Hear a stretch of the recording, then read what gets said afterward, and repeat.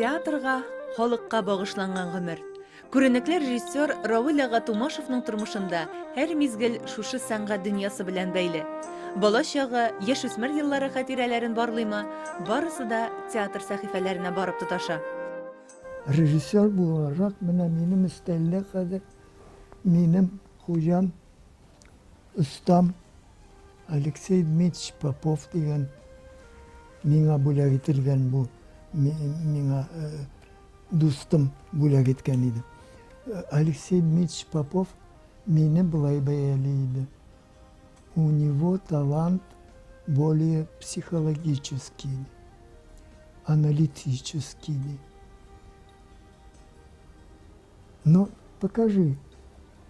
Beni bir kabul etti ol, niga kafedraga, то есть niga okurga. Şu vakitte minnem sırrı, ну а как ты видишь польского офицера, мен bir yıl hizmet ettim Polşa'da, в войске польском, el kürsatırımın medallarım.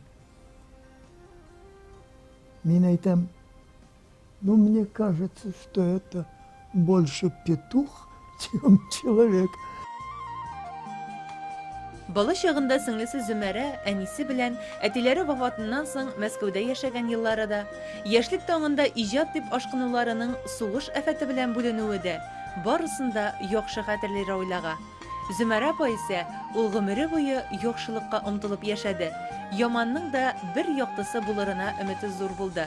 Аллага шөкер, кайда хезмәт куйса да якты йолдыздай ул ди. Benim abim türlü ailelerde türlü bala üsep etindi.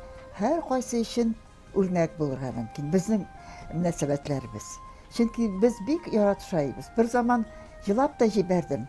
Mine üserbiz, ne taralışırbiz. Men ilenirmin, siz kiyevge çıkarsın deyip etkəş şu hatlı yıladım men. Yok, senin ben ayrılasım gelmiyor. Әлі қазір түгел бет әлі жыламады. Вот шулай ярата идік біріміз. Ярата идік түгел яратабыз. Әлі де яратабыз. Равил ага күңелендәге яктык хисләренең берсе театр дөньясына багышланса, икенчесе кадерлесе, гаиләсе, яшьлектә сайланган тиң яра диләрәгә. Үзенең авыруы сәбәпле сөйгәне белән саубуллашуны кулай санап, Мәскәүдәге очрашуларын әле бүген дә тетрәнеп искә ала ул. Yaşavım, benim motorum Dilara hanım vefat bolgan idi. Şunun arkasındağına ben yaşap kaldım. Bir katı ağırıp gitken idim. Onun bilen şıra Moskov'da başladım ben Sokolniki Parkı'na. Ayttim anar, men aytam, bilasizmi, biz senin bilen başka şıraşa olmamız ahırısı. Nerse bunu dedi. Ağırıp gittim ben dedi. Men deşmedim. Eteğinin ağırlığıma dedi. Men deşmedim. Benim eniğiminin ağırlığıma elledi. Tutup aldım oyunumdan. Ya ben никому не отдам dedi. Я тебя вылечу dedi. Ул еллардан күпме сулар аккан, бүген инде сагынып сөйләргә генә дип әңгәмәне дәвам итте Равил ага. Бергә эшләгән иң матур чакларын искә алырга дуслары да бик еш кунак бирде. Ул минем менә Казанга килгәч әтием шикелле кеше дә булды. Чөнки иң әйбәт рольләр миңа гына эләкте. Равил мине яратты. Мин аны яраттым шуңа күрә, ул миңа һәр вакытта да төп рольләрне бирде. Бик зур спектакльләр куйдык иң беренче. Теге зур спектакльләрдән әйтәсем килә инде, Умырзая чәчәкләре. Аннан соң теге минең яшь йөрәкләр, Шәмсе Камәр, менә артистлар уйный алмаган рольләрне уйнарга туры килде миңа.